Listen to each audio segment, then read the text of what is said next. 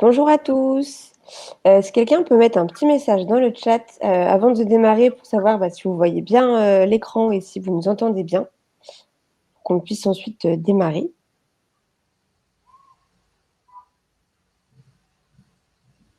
Petit pouce. Ok, cool. Déjà, merci d'être présent ce soir pour ce webinaire. Très rapidement, moi, c'est Tiffany, la responsable marketing de Cherrypick. Donc, Cherrypick, on est une plateforme de mise en relation entre les experts de la tech et de la transfo digitale avec les entreprises. Donc, notre but, c'est de trouver des missions qui vous correspondent, mais aussi de vous accompagner sur votre métier, sur votre vie d'indépendant. Et on anime régulièrement des webinaires avec des intervenants pour vous accompagner sur votre métier. Et aujourd'hui, on accueille Jésus qui va nous parler un petit peu de cybersécurité et plus particulièrement dans la situation de télétravail qui est de plus en plus répandue aujourd'hui et qui, même après le confinement, va perdurer.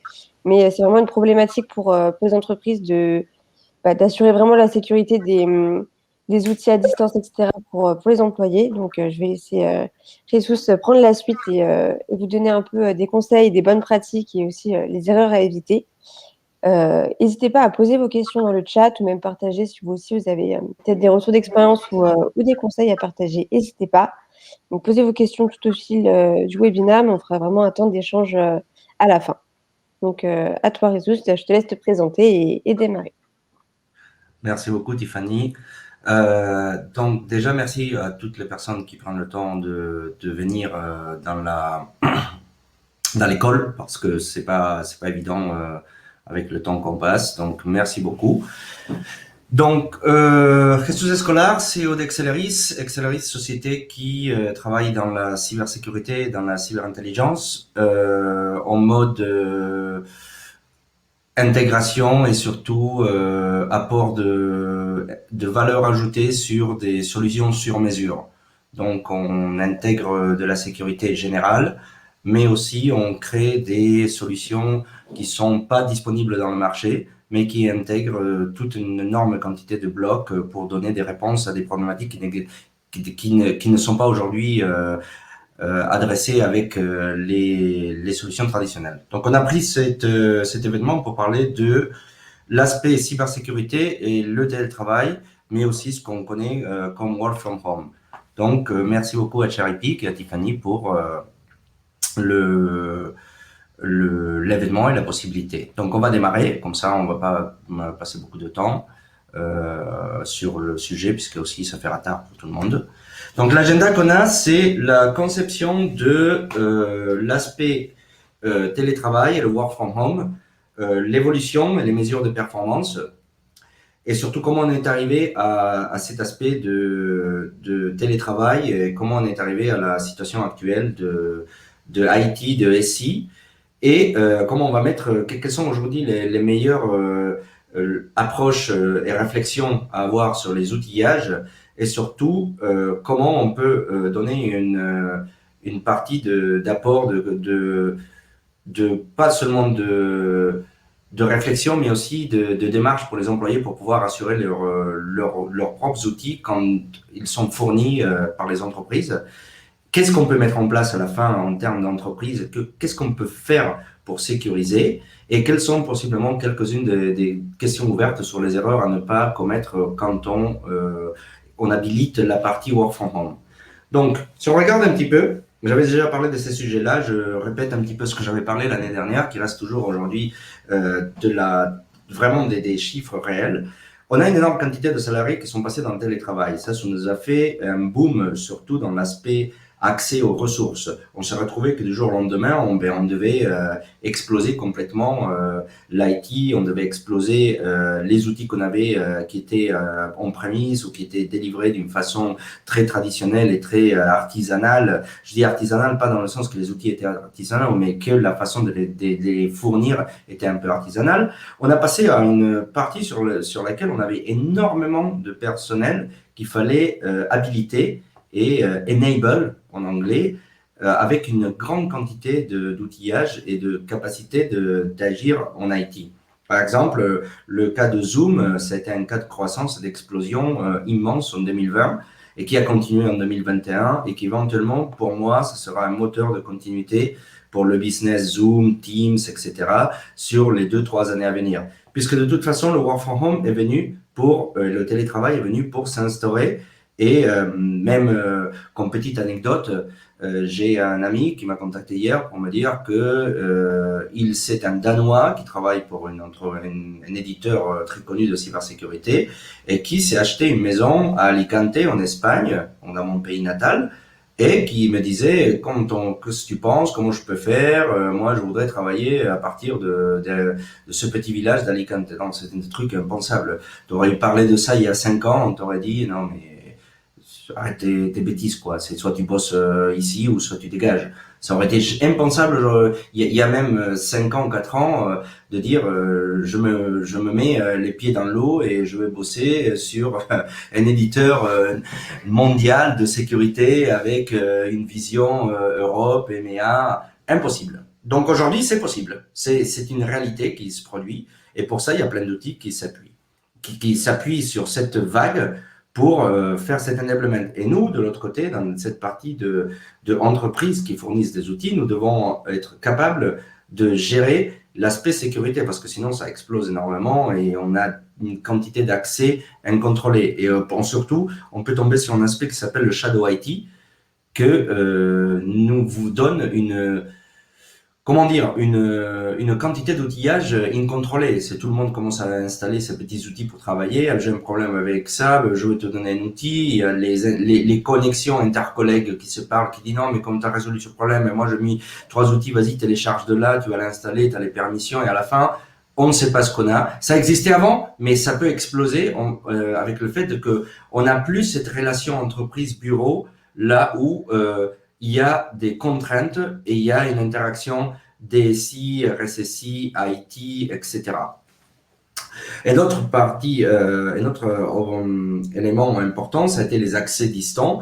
Par exemple, on parlait avant de Zoom, Teams ou tout outil qui peut être utilisé pour la collaboration, communication, mais la croissance aussi des Pulse, par exemple, qui est un éditeur aujourd'hui qui fait partie d'Ivanti, un grand groupe, maintenant, qui permet d'accéder à distance à tes ressources à partir de ton laptop ou de ton desktop à la maison, ou même quand tu es en déplacement, dans un hôtel, dans un aéroport, etc.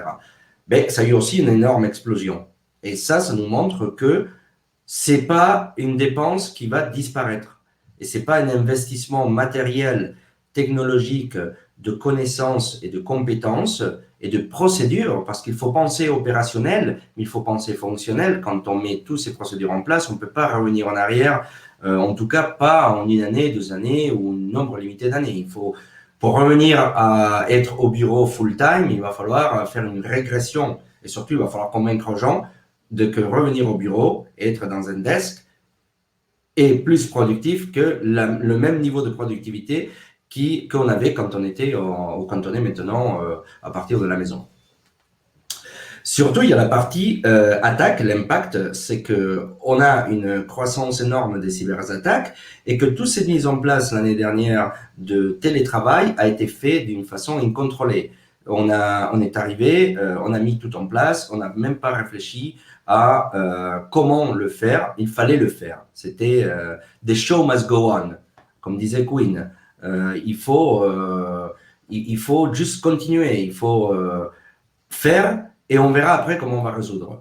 L'adoption du télétravail a été impressionnante. Pour moi, on a passé de c'est impossible de faire du télétravail à il n'y a pas de problème, tout le monde en télétravail. Donc, d'une certaine façon, pour moi, c'était une avancée assez forte et positive, mais qui a amené beaucoup de problématiques. Et maintenant, on est dans la partie régression, c'est-à-dire la courbe et la montée. Maintenant, elle a passé une bonne année à stagner et à se maintenir. Maintenant, on est dans la régression, c'est-à-dire que on ne perd rien, mais on commence à voir les retours sur les activités IT et sur les mises en place du work from home. Et ce retour d'expérience, donc ce REX qu'on commence à travailler, qu'on commence à digérer, nous dit toutes les erreurs qu'on a commises pendant tous les mois et disons toute l'année 2020.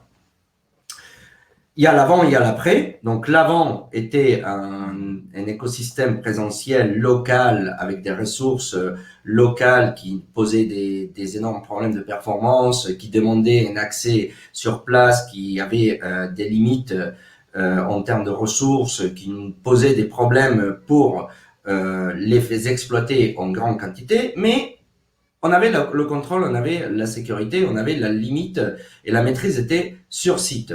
À partir du fait qu'on a sombré dans le télétravail, bon, sombrer est un mauvais mot, mais c'est une façon de dire qu'on s'est immersé dans ce télétravail full time, on s'est retrouvé que maintenant on a la partie work from home et sur laquelle il fallait immédiatement monter toutes ces ressources-là et tout cet outillage-là dans le cloud ou dans les dispositifs matériels des employés. Il fallait le faire à l'instant T et il fallait immédiatement donner ces ressources. Et ça nous a généré beaucoup de problèmes. Surtout le fait qu'il y avait beaucoup de manque de contrôle. Dans ce cas-là, la première des questions qui se pose, c'est, et qu'on avait parlé avec Tiffany sur cette talk, était comment on mesure la performance. C'est-à-dire, le gros problème qu'on a, c'est qu'on se pose des questions. Est-ce que work from home, no work from home, télétravail, est-ce qu'on va revenir, etc. Moi, je vous donne directement une réponse. Microsoft, qui est une très bonne référence pour moi, quand ils sont partis en télétravail, la productivité, et ça c'est déclaré par eux, a augmenté de 40%. Ça veut dire qu'aujourd'hui, on ne peut pas dire aux gens de Microsoft, aux employés de Microsoft, revenez chez nous, vous n'êtes pas productif. Donc, la performance du télétravail, elle est là. Comment ils ont mesuré la performance? Quels sont les indicateurs aujourd'hui qu'ils ont utilisés? Ils ont utilisé les indicateurs qu'on aurait utilisés dans tous les cas. Un, l'indicateur financier. Avec les KPI financiers, ils ont été capables de dire le chiffre reste ou même on est en croissance. Après, on a eu des indicateurs sur l'interaction. L'interaction était là, les gens interagissaient, les outils de collaboration, les conf calls, les video calls, les gens continuaient à interagir. Ils se sont détachés un peu de l'aspect humain de la communication, mais ils ont continué à interagir. Surtout qu'il y a eu cette libération du fait de ne pas avoir peur de déranger quelqu'un. Quand on est dans un desk, quand on est dans des bureaux, on peut taper sur le dos de quelqu'un, on peut embêter les gens, mais des fois on se sent un peu mal à l'aise parce que tu vois que les gens bossent et tu as l'impression de les embêter, de leur sortir de leur travail. L'interaction dans le virtuel est immédiate. Tu as un problème, tu chattes, tu écris, tu n'envoies plus de mails, tu appelles directement, tu penses que la personne est là, dispo, et tu perds l'aspect humain de petite distance humaine pour monter en compétence d'accès à la personne et dire j'accède directement. Je ne discute pas, je lui demande. L'interaction entre les personnes a augmenté et les résultats étaient là. Il y avait plus d'interactions qu'il y avait avant dans les bureaux. Les livrables aussi étaient là, c'est-à-dire que personne a raté ses livrables, personne n'a pas délivré ce qui était attendu par eux dans les entreprises. Il y a eu aussi, et donc il y a des outils qu'on peut mettre en place, de mesures de discipline et de mesures aussi d'intégrité. La peur du work from home en termes de performance a toujours été le fait de dire comment on peut mesurer que la personne était vraiment en train de travailler. Et dans cet aspect-là, il y a plein d'outillages qui permettent d'identifier que réellement la personne, elle est là, elle intègre, elle respecte les horaires de travail, tu es connecté dans le Teams, si quelqu'un t'écrit, tu réponds. Je dis Teams pour un exemple, ça aurait pu être n'importe quel outil. Tu es là. Et la collaboration a été mesurée aussi en étant excellente. J'ai mis cette petite phrase parce que Microsoft aussi a mentionné dans un article très intéressant qu'il fallait arrêter d'abuser des plateformes pour pouvoir ne pas se focaliser dans les meetings et laisser les meetings, ne pas mourir de meetings. Avant, on était totalement agacé par les PowerPoint dans les présentations, mais là, c'était les meetings peuvent te lessiver et peuvent vraiment te détruire très rapidement. C'est une réalité. Donc, ils disent que 30 minutes et faire des pauses. Donc ça, c'est juste un conseil que je donne. Moi, je le souffre en ce moment. Je souffre la pression des meetings et la pression de la violence qu'il y a derrière faire 5 conf calls par jour et être complètement lessivé. Donc, c'est cette recommandation. Passons maintenant au concept de comment on peut assurer la continuité. C'est-à-dire, le plan de continuité d'activité veut dire qu'on doit continuer notre activité et on doit la sécuriser. Donc, le gros problème qu'on a, c'est que quand on nous donne des outils, et quand on nous donne un grand bloc d'outils, on ne nous dit pas s'ils sont sécurisés ou non. On considère qu'ils sont sécurisés, mais la majorité des fois, c'est la data qui transite à l'interne de la société qui est sécurisée, mais l'utilisation, l'accès aux outils qui manipulent la data, des fois, elle n'est pas sécurisée. On peut avoir énormément d'exemples, comme je pourrais dire, on me fournit des. Avant, j'avais un desk, j'étais assis sur un bureau, j'avais un desk, et le desk n'était pas. Je ne savais pas comment le desk était configuré, mais on me donne un laptop pour aller travailler pendant une année chez moi. On ne me dit pas si le laptop est chiffré ou non. Ça veut dire que quand je dois me déplacer, quand une personne a de la famille, des enfants, etc., qui doit se déplacer rapidement pour aller quelque part, voir un ami, il amène ses ressources, il ne sait pas s'il peut les perdre. Est-ce que c'est chiffré, c'est pas chiffré? Démonter un ordinateur, récupérer le disque dur et extraire toutes les données, ça peut se produire en termes de minutes. Aujourd'hui, on ne te dit pas ça. Donc, il y a des options en face qui nous permettent de sécuriser tous les aspects du début jusqu'à la fin. On peut commencer par exemple par parler du concept de Zero Trust Access, donc pas de confiance dans les accès, ou Zero Trust Network Access. C'est-à-dire qu'on met des solutions en place qui vont éviter que je puisse me connecter aux ressources d'entreprise ou accéder à n'importe quelle ressource dans ma plateforme si je ne suis pas autorisé à partir d'une grosse série de mesures de sécurité. Mes identifiants, des tokens, des mots de passe complexes, des SMS qui arrivent dans le téléphone qui me disent par exemple que j'ai un code pour continuer l'accès, que mon antivirus, anti-malware, il est à jour, toute une série d'éléments avant de pouvoir accéder à mes ressources. Et déjà, ça c'est une première solution. Ça c'est un premier concept à mettre en place. Le deuxième, c'est de mettre le two-factor authentication ou le multi-factor authentication. C'est-à-dire qu'on doit mettre en place l'authentification forte. Ça, c'est quelque chose que, pour vous, par exemple, que vous êtes dans la colle, ça peut être très facilement quelque chose que vous connaissez, que vous utilisez, parce qu'on vous a forcé à le faire, on vous les a donnés directement. Mais par contre, ce que vous ne savez pas, par exemple, c'est que la majorité des outils donnés aux entreprises, aux employés, sont donnés des fois sans du MFA, sans du 2FA. C'est-à-dire, c'est donné tel quel, mais c'est à toi, si tu sais comment faire, d'habiliter cette capacité de dire ah non, moi je m'arrête là, moi je veux un message chaque fois que je me connecte. Je veux recevoir mon code chaque fois. Pourquoi? Parce que je considère que si je perds mon accès ou si quelqu'un obtient mes noms d'utilisateur et mon nom d'utilisateur, mon mot de passe, il va pouvoir accéder. Le chiffrage, comme j'avais parlé avant, chiffrage même de mobile. Le mobile est exploitable d'une façon hyper facile. Il y a des outils gratuits aujourd'hui sur lesquels tu récupères un téléphone, tu le plugues et automatiquement tu télécharges tous les données. Je dirais pas les noms, mais c'est commercial et c'est vraiment hyper facile de télécharger, comme exemple, un téléphone qui est trouvé dans la rue qui n'est pas protégé, de récupérer tous les chats WhatsApp, Telegram et faire un dump de tout l'historique dans un ordinateur. Il faut aussi avoir la partie authentification et autorisation de services cloud. Quand je dis un service cloud, ça peut être même le email de Google ou le email de Microsoft pour s'assurer cette authentification et autorisation.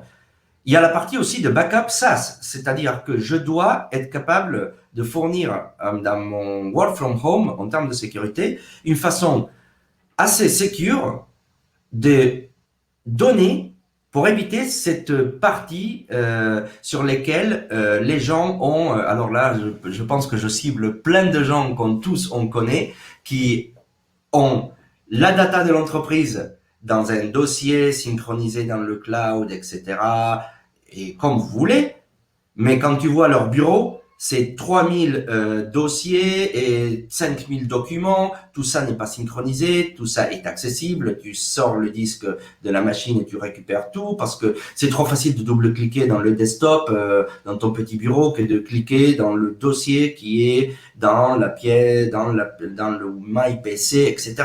Donc ça, c'est très important aussi de couper cet accès et dire tout doit être synchronisé dans un point global, comme Dropbox, Box, OneDrive, etc., n'importe la plateforme, mais qui permet de faire une réplication en temps réel et surtout éviter qu'il y ait des données dans la machine en elle-même. Et surtout, il y a un aspect qu'on n'en parle pas beaucoup, c'est la contre-validation des problématiques d'accès. Quand je perds mon accès, qu'est-ce que je fais? Normalement, quand tu es dans un bureau, tu vas parler avec les gens de l'IT, tu leur dis donne-moi mon accès, parfait, voilà, on te connaît, t'es rentré, t'avais un badge, t'as la tête qui va avec, on t'a vu, c'est la même personne qui t'a donné l'accès. Quand tu as une problématique d'accès et que tu travailles sur du 24/7 avec les entreprises qui font follow the sun, donc elles commencent aux États-Unis et terminent en Asie, possiblement la personne qui va donner les accès ou qui va gérer cette problématique, elle est à 10 000 kilomètres. Et donc, tu ne dois pas donner des accès. Tu ne peux pas permettre que les personnes aient des accès. Ce que tu fais là, c'est que tu travailles avec des ID. Donc, la personne elle doit s'identifier telle qu'elle et valider les ID. Ça, c'est un peu compliqué, la biométrie, quand on n'a pas de... Pardon, c'est pas de la biométrie, ça, c'est l'ID. Quand il y a certains pays sur lesquels tu ne peux pas stocker les ID. Il y a aussi la validation via supérieur, donc mon manager ou le manager de mon manager ou des gens en backup, c'est les personnes qui vont recevoir un texto, ils vont dire voilà, Jesus il a perdu son mot de passe encore une fois et on va devoir l'authentifier. Donc ils reçoivent le message, ils répondent de yes ou ils t'appellent, ils disent est-ce que tu as perdu le mot de passe? Oui, désolé, etc. C'est un dimanche, désolé de t'emmerder, mais voilà, j'ai le perdu, j'ai besoin de terminer le boulot pour demain. Et la personne, elle va répondre automatiquement yes, oui, j'ai parlé, c'est bon, c'est fait, c'est autorisé. Et l'autre, c'est de la biométrie. La biométrie, c'est très compliqué quand on n'a pas quand on a des lois qui ne nous permettent pas de stocker ce type de données. Mais la biométrie, c'est une façon très facile de dire voilà, ok, du FaceTime en temps réel, la personne est vivante, on n'a pas pris la tête du mort comme dans les films, on lui a coupé les mains ou les doigts pour les mettre sur le truc, c'est vraiment la personne, je suis là. Et il y a une entreprise hyper intéressante qu'en fait, ce qu'elle fait, c'est très rigolo, dans cet aspect-là, pour authentifier et valider les personnes, c'est que vous savez que le Face ID, tu peux le faker, par exemple, de Apple, en imprimant une photo plate de la personne et en te mettant le papier dans le visage. Donc ça passe. C'est assez rigolo, hein. Mais cette entreprise, ce qu'elle fait, c'est qu'en fait, elle fait une image, pas une image, un profil de ta personne, mais pas, on s'en fout de ta gueule, de tes yeux, tout ça. On te met devant et c'est le teint, tous les aspects de ton visage qui ne doivent pas changer, avec des flashs de lumière de couleur et ça construit la personne. Et tu peux grossir, mincir, tu peux te bronzer, tu peux mettre des contact lenses, tu peux mettre des lunettes, peu importe. Quand tu es devant et on te flash plusieurs fois avec ça, l'identité est unique. Donc c'est vachement assez... Et tu ne gardes pas de biométrie réelle, pas de photo de la personne, pas de temps réel. Donc c'est une opportunité aussi de pouvoir inclure dans la contre-validation des pertes des accès pour sécuriser la possible usurpation d'identité. Les employés font partie de la réponse au problème. Les employés doivent aider à la sécurité. Le problème, c'est que pour eux, c'est beaucoup plus difficile. Pourquoi? Parce que les employés, ils n'ont pas accès aux ressources IT ou aux ressources de l'entreprise. C'est-à-dire, c'est pas eux qui décident quels sont les paramètres de sécurité. Donc, les employés, ce qu'ils doivent faire, c'est essayer de sécuriser les outils sur lesquels ils ont toujours une option de sécurité qui n'a pas été habilitée par défaut. Par exemple, quand on a un mail Microsoft 365 ou Google Suite, où on a un Drive, ou un OneDrive, un Dropbox, un OneDrive, etc., ou même des applications, on a toujours l'option de habiliter le Two-Factor Authentication. Donc, c'est hyper facile. Si on peut le faire et c'est pas fait, faisons-le. C'est fait pour toi, tu as tes outils. Je vous recommande par exemple d'utiliser soit via SMS, c'est pas très compliqué. Et si vous voulez pas utiliser des SMS, vous pouvez utiliser un outil qui fait un backup de vos infos personnelles, de vos Two-Factor Authentication sur le concept de votre numéro de téléphone qui s'appelle Authy. Et Authy est magnifique dans cet aspect parce qu'elle permet complètement de pouvoir s'authentifier sans avoir des problématiques de il faut un outil compliqué. Non, super facile. Et c'est de la société Twilio. Et elle permet automatiquement de faire cette two-factor. Il faut aussi avoir une partie d'hygiène des stockages. Et stockage sain, ça veut dire un stockage de données qui sont sécurisées, qui ont été aujourd'hui analysées et sont pas potentiellement malveillantes. Et ne pas répliquer ces données dans tous les dossiers, dans le bureau, etc. Si la société gère des soft tokens ou des tokens, c'est-à-dire des petites tokens avec des codes aléatoires qui changent chaque 30 secondes ou 60 secondes, demandez-les. Il faut les demander en tant qu'employé. C'est une façon de monter la sécurité de l'entreprise et de monter ta propre sécurité. Et si ton ordinateur portable ou ton fixe supporte des smart cards, ben demande ta smart card. Il y a des fois qu'on te donne un badge d'entreprise pour travailler, mais le badge, il peut être changé par un badge qui est un badge avec une puce électronique.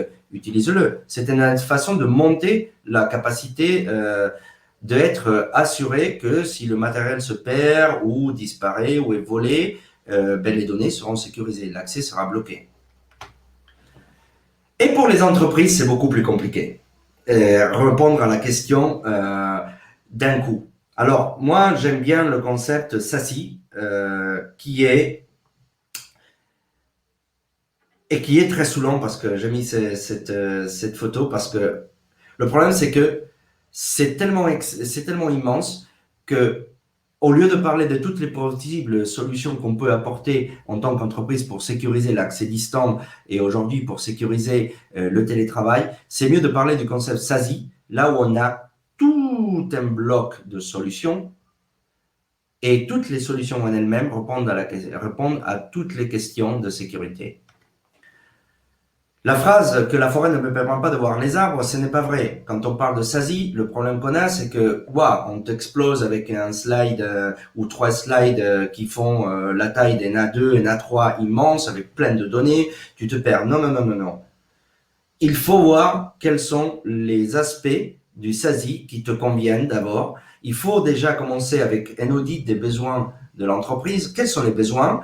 Et quelles sont aujourd'hui surtout les premières briques qu'on va mettre en place. Dans le SASI, il y a une quantité de briques immense. Chacune des briques répond à une problématique indépendante et une petite problématique qui est la mobilité, qui est l'accès aux stockages dans le cloud, qui est le mail, qui est le chiffrage, qui est l'anti-malware, qui est par exemple l'authentification et la validation de l'utilisateur. Donc il ne faut pas s'angoisser et dire merde, je dois mettre tout en même temps. Non, non. On met étape par étape. On commence avec les bases. Est-ce qu'on a la première des briques? On protège tous les endpoints, tous les machines. D'accord. 2, est-ce que les machines sont chiffrées? Bon, on va commencer avec ça aussi. 3, est-ce qu'on a une authentification forte pour tous les employés?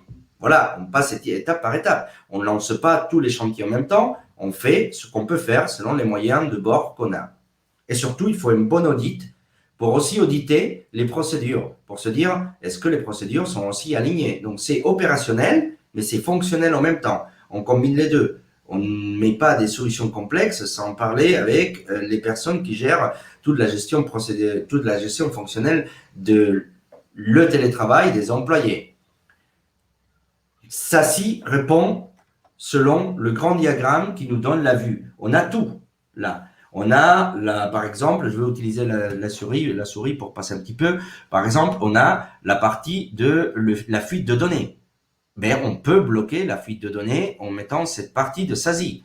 On peut aussi protéger tous les accès Wi-Fi, ne pas avoir des accès Wi-Fi, même tes propres accès Wi-Fi dans ton laptop, les protéger et dire que tu ne permets qu'une certaine type de connexion. On n'accepte pas tous les types de connexions. On peut aussi isoler les navigateurs si on les utilise pour accéder à des ressources de l'intranet.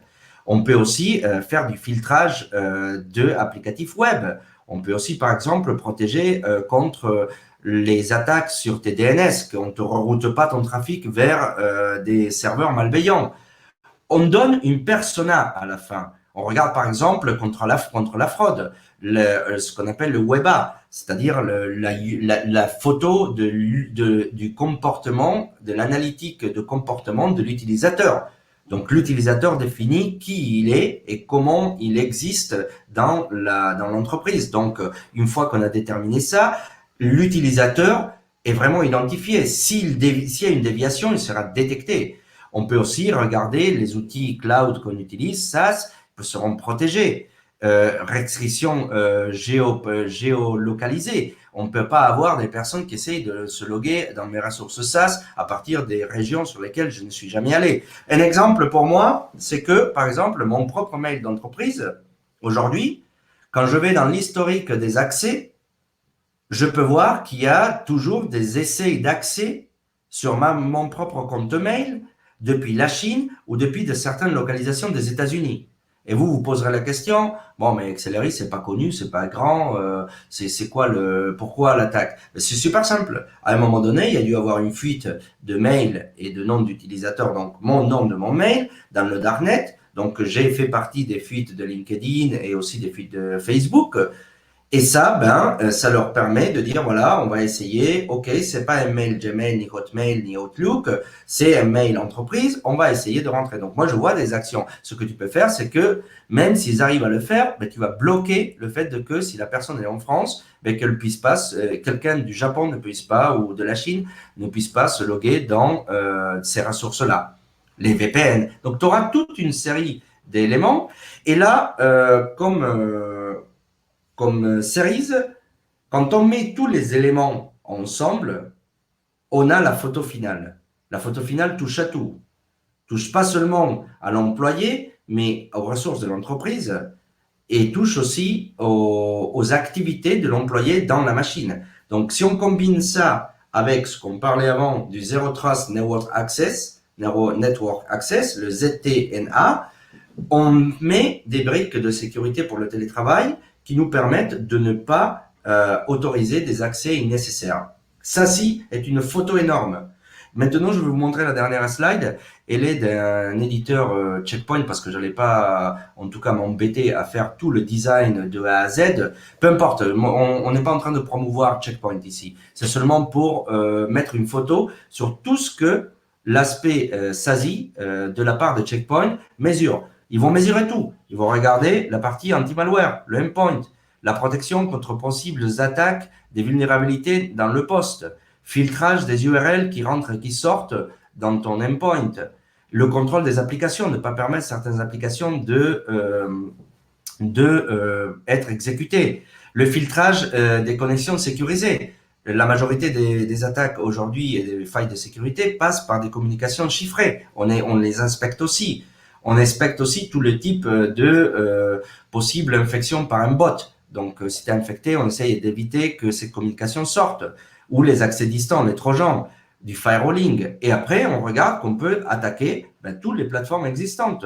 Pas seulement les employés qui sont en remote access, mais aussi les personnes qui sont dans des plateformes SaaS, publiques ou privées. Et même tes ressources privées ou tes ressources publiques peuvent être protégées. Et rajouter toujours un provider d'identité, dans ce qu'on appelle un IDP, qui va te permettre de mettre toute cette partie de two-factor authentication, de authentification forte, de validation de la persona à travers une plateforme sur laquelle tu vas dire mon utilisateur, pas seulement il va s'authentifier avec toutes les mesures de sécurité avant, mais en plus, on va faire en sorte qu'il s'authentifie dans un portail, qu'il valide qu'il est vraiment la personne qu'elle dit être, et après, il aura accès aux ressources. Les erreurs qu'il n'y a pas à commettre, c'est toujours les mêmes. Il ne faut pas se lancer sur toutes les solutions possibles pour répondre à toutes les problématiques. Il faut faire un audit de sécurité et donc un audit opérationnel de la sécurité, mais un audit fonctionnel de la sécurité. On n'a pas besoin des gros cabinets pour faire ça. Ça peut se faire à un niveau normal. Et avec cet audit, on obtient une condition, un état qui nous permet de dire les remédiations qu'on a à mettre en place, c'est ces briques-là. On va commencer par prioriser quelles sont les plus importantes au niveau de priorité et basculer sur les briques numéro 1, numéro 2, numéro 3, selon les besoins. Et monter en force sur ça. L'employé aide avec la sécurité de ne pas manipuler incorrectement les données et ne pas utiliser des ressources qu'il peut sécuriser avec les propres outils donnés par l'entreprise en cherchant Security, Enhance, Two-Factor Authentication, etc. Et les employeurs peuvent sécuriser les données en mettant le concept de SASI et en rajoutant des autres briques comme par exemple la brique Identity et l'identité pour avoir une authentification forte, mais en rajoutant aussi les briques de zéro trust access pour autant l'utilisateur, la machine, le réseau. Voilà. Je pense que c'était un peu fort, non? Merci beaucoup, Jesus. Je ne sais pas si certains ont des questions ou même des choses à partager.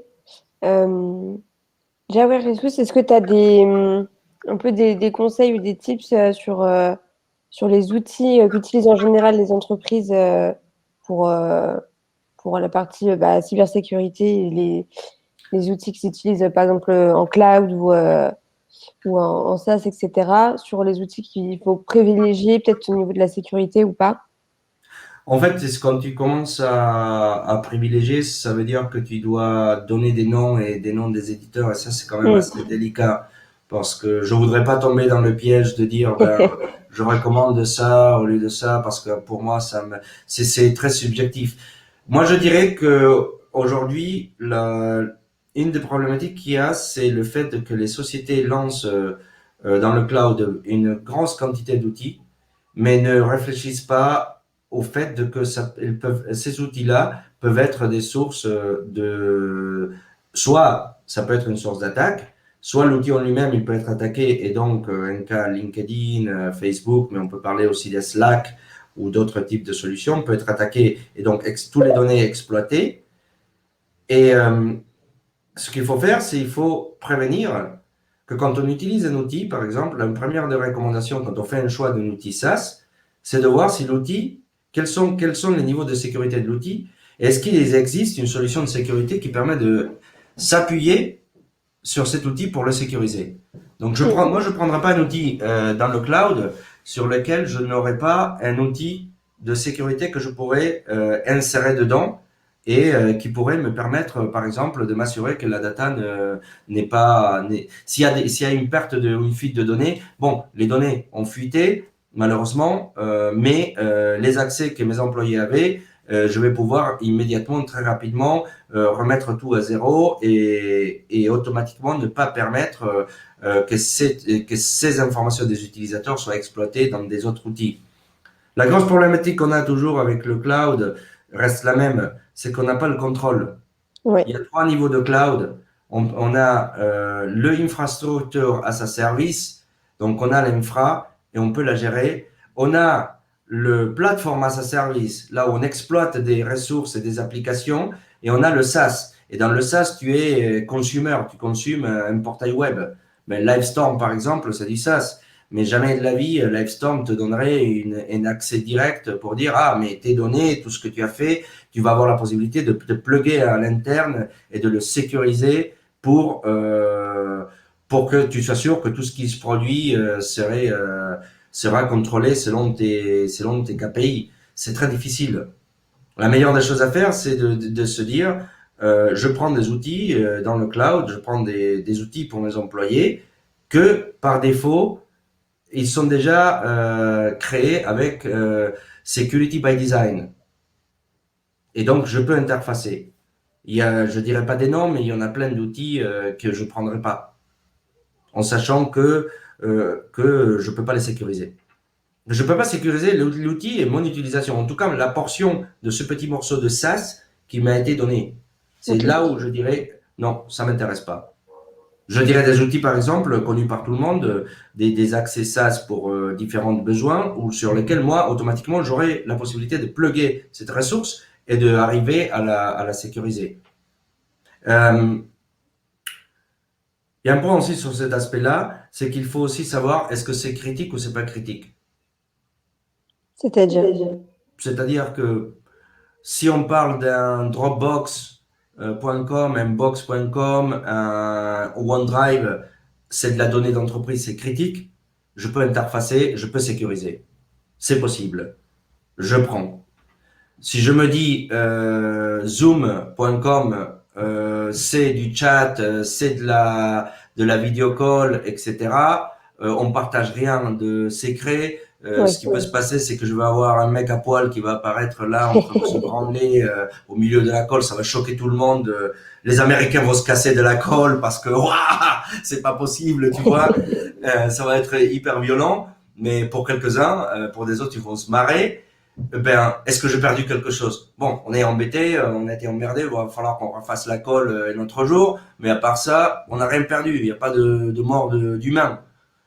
Ouais, il faut Il prioriser et se demander vraiment quelle Quel est data je veux l'impact? vraiment pas perdre ou je veux pas risquer qu'elle soit visible Quel est le à risque? l'extérieur. Ouais. Tu fais ta matrice de risque, tu te dis, eh ben, le plus bas, le moins important, ben, c'est ces outils-là. Et dans ta matrice, tu montes dans la diagonale et tu te dis, le plus important, le plus utilisé et le plus critique, qui doit être sécurisé, c'est ça. Ben, tu te focalises là. Et petit à petit, ben, tu pourras. Et après, tu auras une partie qui ça sera une zone morte sur laquelle tu te diras, ben, là, c'est mort. On peut rien faire. Tu peux pas sécuriser. Un exemple, par exemple, aujourd'hui, tu peux pas sécuriser Zoom. Il n'y a pas une façon d'interfacer avec Zoom pour rajouter de la sécurité sur ton accès Zoom.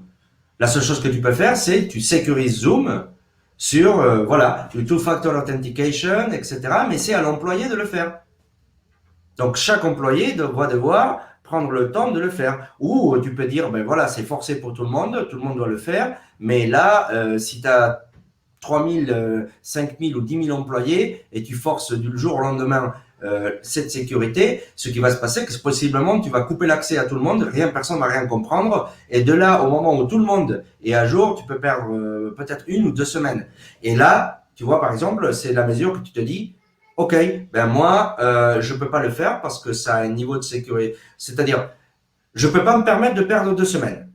Donc la sécurité aussi, il faut la mesurer de cette façon. On a notre RACI, d'accord, qui nous dit exactement qu'est-ce qui est prioritaire et qu'est-ce qui n'est pas prioritaire, qu'est-ce qui est critique et qu'est-ce qui n'est pas critique, et qu'est-ce que je dois sécuriser d'abord et qu'est-ce que je dois pas, qu'est-ce que je peux sécuriser plus tard. Mais après, il faut se dire, quand je ramène la sécurité, un point hyper important est de se dire, attention, si je mets de la sécurité là-dedans, et que ça peut me faire perdre 2 semaines et que vraiment je vais bloquer l'entreprise 2 semaines, c'est pas négligeable. Donc tout d'un coup, tu mets une troisième dimension dans ton X, Y et Z qui est l'impact. Et donc dans cet impact, tu mesures automatiquement, d'accord, si je sécurise, comment ça va impacter mes ressources, mes employés. Si ça va les impacter immédiatement et tout le monde va être perdu pendant plusieurs jours, et si c'est acceptable pour moi, d'accord, si c'est pas acceptable, je fais pas. Ou je fais petit à petit, bloc à bloc, si c'est possible. Parce qu'un grand exemple avec Zoom, c'est que ce n'est pas possible. Quand tu mets tous les niveaux de sécurité, c'est pour tout le monde ou c'est pour personne. Ok. On a une question de Juan qui nous dit déjà hello à tous et merci pour ce webinaire. Donc, merci Juan. Et qui nous dit j'aime beaucoup la notion de security by design, mais ils ont déjà un MVP V1. Est-ce qu'on peut appliquer la notion de security by design une fois qu'on a déjà la V1 d'un produit? C'est possible de le faire, ça dépend de le MVP. Il faudra que Juan interface un petit peu en disant quoi exactement comme MVP, pas qu'il nous révèle son produit, mais qu'il nous dise c'est quoi exactement, c'est du code ou c'est une infra. C'est ça la première question. Est-ce que c'est du code? Donc C'est du code sur Laravel. c'est du code. Sûr? J'ai pas compris. Laravel. Attends, je vais voir la question une seconde. Excuse-moi. Ok, d'accord. Donc,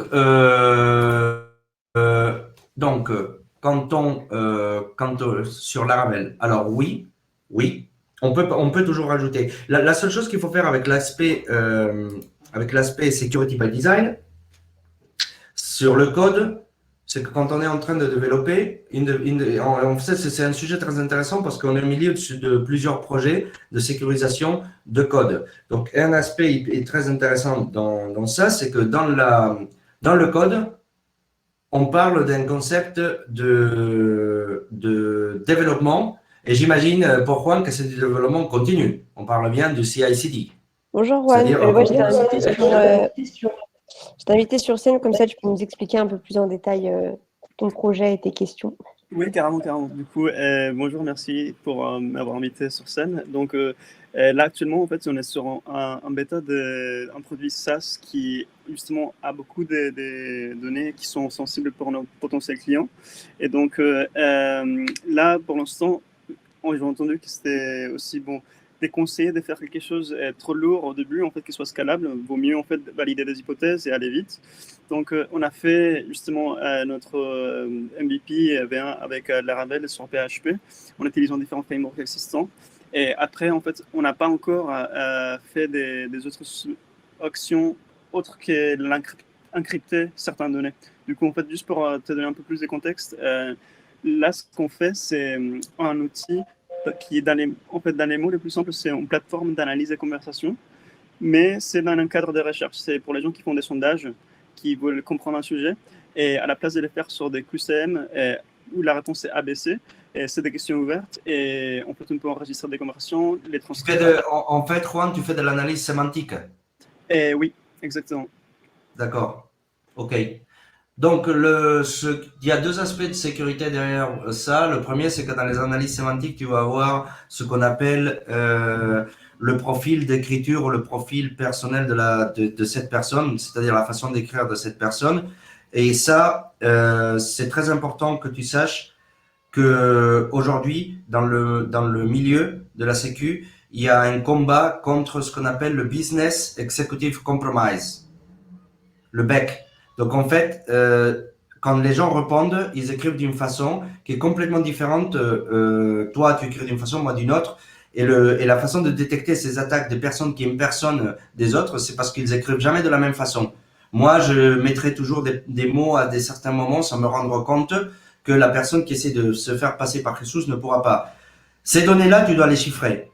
Tu dois les chiffrer de façon que ça soit pas réversible si elles sont récupérées. Parce que c'est vraiment de la donnée, c'est pas de la donnée en elle-même de ce que la personne dit, mais ce que la personne a écrit, de la façon sur laquelle la personne elle a écrit, c'est très sensible.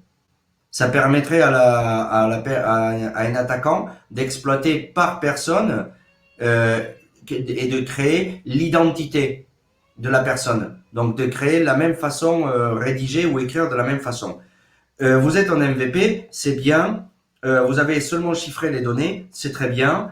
Pour moi, la sécurité dans votre aspect passerait par déjà définir où est-ce que vous stocké les données et dans quel type de format et dans quel type de container de data vous stocké ces données-là. En tout cas, ça doit être chiffré. Vous êtes en SaaS, donc vous hébergez chez Amazon ou chez Azure ou chez Google. Et exactement, on est chez AWS. Ouais. AWS. Donc aujourd'hui, AWS, tu vois, ça c'est un très bon exemple. Tu vois, ça c'est un très bon exemple. Tu as la data chez AWS. Et la data, elle est, et tu me dis, je veux la sécuriser. Parfait. AWS te donne des solutions de sécurité, sauf qu'elles sont soit hyper chères ou soit très complexes. Donc, tu dois trouver la façon sur laquelle tu vas pouvoir interfacer avec un outil tiers qui va te permettre de chiffrer les données, mais qui va te permettre à ton produit de continuer à opérer. Donc, ce que tu fais là, c'est que tu chiffres les données, mais tu mets un intermédiaire juste pour t'assurer que ton application accède, s'authentifie, se valide, et donc elle opère avec la donnée déchiffrée, mais que si quelqu'un prenait ces données telles quelles, elles ne seraient pas réversibles, seraient chiffrées d'une façon irréversible. Seulement toi, tu autorises par exemple avec des tokens, ça tu peux le faire par exemple avec des passerelles Axway. Je te donne un exemple comme ça dans l'air, hein, sur lesquels tu peux avoir, tu en as 40 000 solutions open source pour ça. Tu t'authentifies à chaque instant T de façon unique avec un token unique et après tu accèdes à la donnée déchiffrée, juste à cette partie de la donnée. Une autre chose que tu dois faire pour ta sécurité, c'est que tu dois analyser ton code. Qu'est-ce que vous faites aujourd'hui pour analyser le code? Pour analyser, on utilise Sentry en fait pour voir qu'il a des tests que les choses passent bien. Mais je suis pas un Mais profil technique. ça c'est des tests de régression. Tu testes là si le truc il va bien ou il va mal. Oui.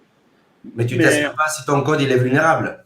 Pas que je sache. En fait, moi, je suis pas un profil technique en tout cas, mais là, vis-à-vis des services que je vois qu'on utilise, bon, on utilise des frameworks comme Laravel que je pense qu'ils utilisent Moi, déjà. je te donne On s'en déjà. rend compte. Quel est ton backend de développement Et aujourd'hui? PHP, Oui, Laravel. mais sur quoi? PHP, c'est le langage. Mais, Oui. mais t'es quoi? T'es sur Jenkins? Et je sais pas. Je sais pas comment te répondre à ces questions. T'es sur Travis CI? T'es sur Circle CI? T'es sur quoi? Tu sais pas la plateforme qu'il y a derrière, non? Non. Bon, en tout cas, il doit avoir une. Tes développeurs ont dû créer quelque chose derrière ça. Moi, ce que je mettrais, par exemple, je mettrais Snyk comme solution, qui existe en mode freemium, donc free premium, et qui déjà va te donner énormément de retours ça va te donner un énorme retour sur l'état de ton code et surtout sur l'état de tes vulnérabilités. Et là, tu pourras faire une photo. Tiffany, tu peux lui donner mon contact. Bon, mon contact, il est là. Hein. Il est dans le PowerPoint, il est partout. Mais tu pourras Oui. me contacter et je pourrais te dire exactement les séquences d'éléments que tu peux mettre déjà, qui vont te coûter zéro en ce moment, mais qui vont te permettre d'avoir déjà un retour énorme sur l'état de ton code, l'état de tes dépendances et de tes librairies, pour te dire, OK, en termes de sécurité, on est à 20% et on a 80% de problématiques de sécu qu'on doit régler. Et là, au niveau de travail derrière qu'il faut faire pour les développeurs, au niveau d'architecture ou je sais pas, Ben, en ça fait, représente en combien? termes en termes de travail des développeurs, c'est qu'il va falloir qu'ils s'ouvrent d'esprit, qu'ils ouvrent leur bon cœur, ok, qu'ils se disent d'accord, on veut de la sécurité, qu'ils soient gentils, qu'ils nous agressent pas quand on amène des réponses à la sécu, à ce type de problématique, parce que c'est le gros problème avec les développeurs, hein. C'est que rapidement, ça part en sucette et ça explose quand tu leur dis que tu vas mettre des trucs au milieu de leur mode de développement. Ça leur change rien, ça leur donne, ça leur, tu peux mettre des solutions d'analyse de ton code, des dépendances, des librairies, de toute ta qualité, de ton process qualitatif de développement en mode monitoring. Donc, en autre façon, moi, en parlant dirty un petit peu, tu continues à produire des trucs pas sécures, mais au moins, tu es alerté de toutes les choses que tu fais pas correctement. Et après, tu me dis comment je vais remédier. Mais la rémédiation passera par les rémédiations que l'outil te dira de mettre en place. Si tu as une version d'une librairie, d'une dépendance que tu peux plus utiliser parce qu'elle est vulnérable, il va falloir que tu dises aux développeurs, ben voilà, les cocos, c'est terminé la fête. À partir de maintenant, vous me changez ça par ça. Pourquoi? Parce que c'est vulnérable, on peut pas partir, on peut pas faire la première release avec ça.